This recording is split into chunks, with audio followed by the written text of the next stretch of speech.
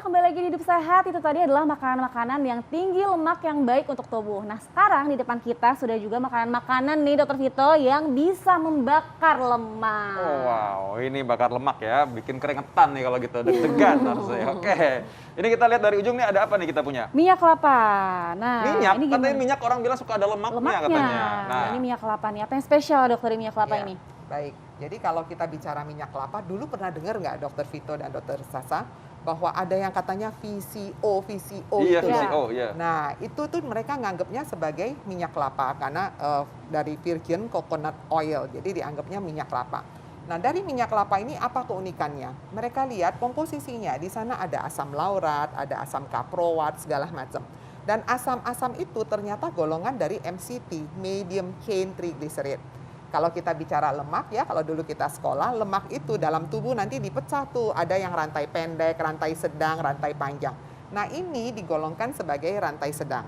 Apa hebatnya rantai sedang ini? Dalam tubuh langsung akan diambil, dibakar jadi energi. Jadi dia nggak disimpan-simpan lagi, langsung digunakan sebagai energi. Oleh karena itu ada asumsi yang mengatakan bahwa kalau kita pakai lemak-lemak seperti minyak kelapa ini, maka dia langsung loh dipakai untuk dibakar menjadi energi. Jadi udah nggak usah disimpan. Katanya seperti itu. Pertanyaannya, faktanya seperti apa? Ya. Nah dari penelitian dikatakan bahwa penggunaan minyak kelapa ini tetap adalah lemak jenuh. Jadi tetap lemak yang tidak baik ya. Meskipun dalam guideline, dalam panduan masih diizinkan sebanyak kurang dari 7%. Jadi kalau kita mau menggunakan ini untuk efek penurunan berat badan, dia efeknya tidak sehebat seperti yang dikatakan di VCO yang beredar di masyarakat seperti itu. Bisa nggak nurunkan berat badan? Bisa ya, bisa tidak. Kalau Anda menggunakan dia dalam jumlah berlebihan, tetap kalorinya menjadi besar. Kalau jumlahnya kurang dari 7%, maka ini bisa ikut membantu meskipun tidak signifikan. Kita membutuhkan penelitian lanjutan. Bagaimana cara dia kerja ikut membantu? Kan namanya lemak. Satu, lemak ini membuat rasa kenyang lebih lama. Jadi kalau kita makan ada makanan sumber lemak, maka dia di perut itu rasanya, aduh kenyang ya, makan lagi yuk. Enggak, kenyang, sudah kenyang. Rasa kenyang lebih lama. Yang kedua, dikatakan bahwa golongan MCT ini ikut membuat volume lambung menjadi lebih besar. Jadi kalau kita makan misalnya 1 sendok minyak MCT loh ya, dia tidak sebutkan sebagai minyak kelapa. Minyak MCT ini ternyata volume lambung kita yang tadinya 100 mili misalnya, dengan 1 sendok makan ini yang 10 mili, rasanya itu seperti sudah penuh, sudah full. Dan itu yang membuat bisa ikut menurunkan asupan makanan ke dalam tubuh kita. Jadi Cara pengolahannya efeknya dokter? gitu. Ya? Cara pengolahannya gimana dokter? Apa memang tadi seperti dressing aja atau boleh digoreng juga? Ya, kalau lemak jenuh mau diolah seperti apa juga nggak masalah. Beda dengan lemak rantai panjang. Kalau lemak rantai panjang LCT seperti omega 3, 6 atau 9 itu nggak boleh kena panas. Kenapa? Karena dia ada ikatan rangkap. Ya, kalau lemak kelapa ini tidak ada ikatan rangkap karena dia lemak jenuh. Jadi steaknya udah tangannya cuma satu-satu. Jadi mau digoreng, mau dipanaskan, tetap hasilnya sudah jenuh. Oke. Oh, baik, dokter. Pengolahannya banyak ya berarti ya. Iya, nah gitu ya. sekarang nih ada yang menjadi kesukaan banyak orang di Indonesia, itu kopi. Ini Betul katanya sekali. kopi sehat itu ya kopi yang warnanya hitam ya. Ada orang-orang yang bilang bahwa kopi ini bisa membantu membakar lemak. Ini fakta atau mitos? Ya, ini fakta. Nah, tapi saya tekankan lagi, dalam penelitian dikatakan kandungan kopi ini apa sih yang paling ngetop itu? Kafein ya. Nah, kafein ini bermanfaat kalau dosisnya di atas 700 mg loh, Aduh, per hari. berapa Anda tuh bayangkan, cangkir? makanya 1 cangkir kopi ini kira-kira mengandung sekitar 95 mg kafein. Dikit Jadi harus banget berapa ya. cangkir dong kalau gitu? Jadi kalau misalnya harus 700, Anda bagi kurang lebih mau 7 sampai 8 cangkir. Dan harus diingat bahwa pada orang-orang tertentu yang sensitif terhadap kafein, penggunaan kafein tidak boleh lebih dari 200 mili. Iya. Ada suka bikin debar juga ya. Betul Iya. sekali. Jadi harus hati-hati. Memang betul dia bisa ikut meningkatkan metabolisme, bekerja di UCP1. Jadi kita ada, kalau bicara genetik itu ada titik-titik yang dia bisa ikut membakar kalorinya. Nah, tapi harus diingat dosis yang dibutuhkan itu tinggi sekali ya. Jadi emang agak galau ya, kesedikitan betul. nggak Iya. mencapai itunya gitu. Tapi ya pokoknya makanya maksudnya intinya jangan sampai kita memanfaatkan, oh kalau gitu kopi aja deh terus-terusan, tapi Betul. makannya berantakan ya nggak bisa juga ya berarti ya. Betul, ya. Nah, Sebelahnya ini nih. ada lagi nih, kalau ini ibu-ibu pasti tahu Dokter Sasha. Yang ini apa ini nih? Ini dulu dong, Ini oke, yogurt. yogurt dong. Ya. Ini ya favorit ya, apalagi wanita-wanita katanya ini bisa menurunkan berat badan dokter. Iya, Gimana nih? ya betul ya. Jadi yogurt ini bagus sekali ya, asal ingat dari awal saya sebutkan, prinsipnya adalah Anda jangan berlebihan. Makanya judulnya gizi yang seimbang gitu ya. Kalau rasanya mau turunkan berat badan, maka lakukan defisit kalori. Caranya kan tidak perlu harus dari diet, juga perlu untuk aktivitas fisik. Bagaimana dengan yogurt? Yogurt ini dibuat dari susu. Maka pilihlah susu yang skim milk, itu pertama yang harus dipilih. Susu kan ada macam-macam, ada yang full cream, ada yang skim, ada yang low fat. Kita pilih yang lemaknya rendah, lalu difermentasi. Nah, keuntungan dari yogurt dibanding dengan susu-susu lainnya, karena ada bacillus di sini. Jadi yang disebut sebagai probiotik.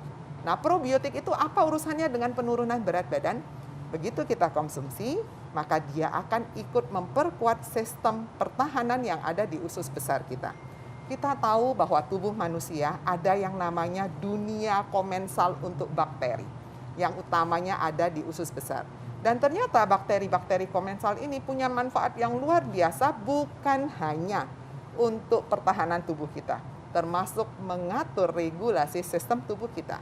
Dengan cara dia mengirim banyak signal-signal. Jadi kirim-kirim berita-berita WA itu loh ya. Kirim-kirim signal sehingga dia mengkoding rasa untuk appetite stimulasi. Jadi mengkoding kerja di otak kita, menekan untuk nafsu makan kita.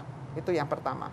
Yang kedua, karena dia bekerja di usus besar, dia memperbaiki kondisi usus besar kita. BAB menjadi lebih lancar, imun sistem kita menjadi lebih baik. Kalau kita menjadi lebih sehat ya, kalau setiap hari BAB-nya lancar pasti seneng dong. Kalau nggak bisa BAB juga kan stres ya, kok nggak bisa perut rasanya begah. Otomatis membantu kita untuk menjadi lebih aktif, lebih bersemangat dan seterusnya ya. Nah, oke, good banget. Nah, ini berikutnya ini bukan pajangan untuk makanan loh ya. Ini makanan ini ya. Iya, ini karena ini berhubungan dengan fakta mitos selanjutnya Dr. Vito, yaitu adalah katanya konsumsi makanan tinggi serat ini seperti sayur dapat menyerap dan membakar bahan makanan dengan lebih lambat. Sehingga ini suplai energi kita juga masih ada gitu dokter. Ini fakta atau mitos? Ya, ini adalah fakta. Ya, kita tahu bahwa dari baca buku manapun juga selalu dikatakan jangan lupa ya sayur buah harus selalu ada. Bahkan dalam panduan gizi seimbang, 1 piring bulat itu separuh piring diisi dengan sayur dan buah. Tidak akan mungkin diberikan porsi besar kalau manfaatnya tidak bagus. Pertanyaannya kok bisa? Apa hebatnya sayuran ini? Yang pertama, jumlah kalorinya rendah. Sayur ya, contohnya ini wortel. Wortel dalam 100 gram kira-kira ada kali ya 2 batang 100 gram ini kalorinya cuma 25 kalori. Sedikit ya dok? Sedikit sekali dibandingkan kalau misalnya Anda makan minyak. Minyak goreng Anda pakai 1 sendok makan itu sama dengan 100 kalori. Coba. Ini padahal udah sebanyak ini, padahal kenyang. Coba makan 2 wortel langsung makan. Betul, kenyang. rasanya kenyang sekali ya. Dan serat-serat ini kan ada serat dibagi atas serat larut dan serat tidak larut. Banyak sekali serat-serat larut yang ikut memberikan makan pada bakteri baik yang tadi saya cerita mengenai yogurt tersebut. Jadi kalau bakteri baik yang ada di dalam sistem komensal usus kita mendapat makan yang sehat, kira-kira bakterinya bekerja maksimal nggak? Kalau dia bekerja dengan baik dan maksimal, otomatis sistem regulasi yang dijalankan akan jauh menjadi lebih baik. Itu satu. Yang kedua, serat ini menimbulkan rasa kenyang yang cepat. Kalau kita rasanya kenyang, pasti makannya stop lah ya. Iya, betul. Nggak akan ditambah lagi ya, selain karena kalorinya rendah. Nah, kondisi-kondisi inilah yang membuat tubuh kita menjadi lebih baik. Dan Dr. Vito ingat, sayuran ini kan warnanya nggak monoton ya. Ada hijau, ada orange, nanti ada merah dan sebagainya. Warna ini kaya akan antioksidan. Dan antioksidan sangat baik sekali meregulasi semua sistem tubuh kita. Bukan cuma untuk radikal bebas. Jadi untuk semua sistem metabolisme tubuh, seperti kalau kita bilang ada mesin ya, mesin itu kan kadang-kadang harus diservis. Nah, servisnya mungkin hanya dikasih oli sedikit dan sebagainya. Nah, salah satu bahan servisnya bisa menggunakan antioksidan yang kita dapat dari sayur dan buah. Wah, luar biasa ya bahan servisnya untuk pencernaan manusia ya. Makanya jangan coba jangan aja. Kadang-kadang kalau kita lihat ya orang di piring makannya benar setengahnya dari sayur tapi nggak dimakan masalahnya. Dianggapnya cuma hiasan aja gitu. Tapi harus dimakan juga supaya lemak kita juga turun ya. Iya. Baik, oke, tipsnya terakhir ini untuk makanan pembakar lemak. Nah, jadi tipsnya apa nih? Baik. Jadi prinsipnya ingat kembali pada pola gizi seimbang. Tadi kita udah bahas. Pola gizi seimbang pasti akan memberikan semua efek benefit untuk tubuh kita. Contoh, pola gizi seimbang separuh piring sayur buah dimakan. Benar kata Dokter Vito, jangan cuma buat pajangan. Dimakan sayur buahnya otomatis jumlah kalori nggak besar kan? Kalau setengah piring ya paling 50 sampai 100 kalori. Seperempat piring diisi dengan karbohidrat. Pilihlah karbohidrat yang sehat, yang seratnya banyak. Misalnya ubi, nah ubi itu bagus loh ya untuk Indonesia. Lalu oat atau sereal itu juga seratnya bagus sekali. Kemudian seperempat sisanya diisi dengan lauk. Lauknya dipilih lauk yang baik. Kadang-kadang kita suka berpikir lemak itu jahat. Enggak selalu. Ternyata ada lemak-lemak yang baik seperti omega 3, 6, 9 itu mempunyai efek menurunkan efek inflamasi dalam tubuh kita dan ikut mempercepat pembakaran kalori. Yang penting jumlah jangan berlebihan, kemudian jadwal makan jangan ngaco, jangan tiap 1 jam makan lagi, lebaran sudah usai ya, jadi kita harus kembali ke dunia nyata.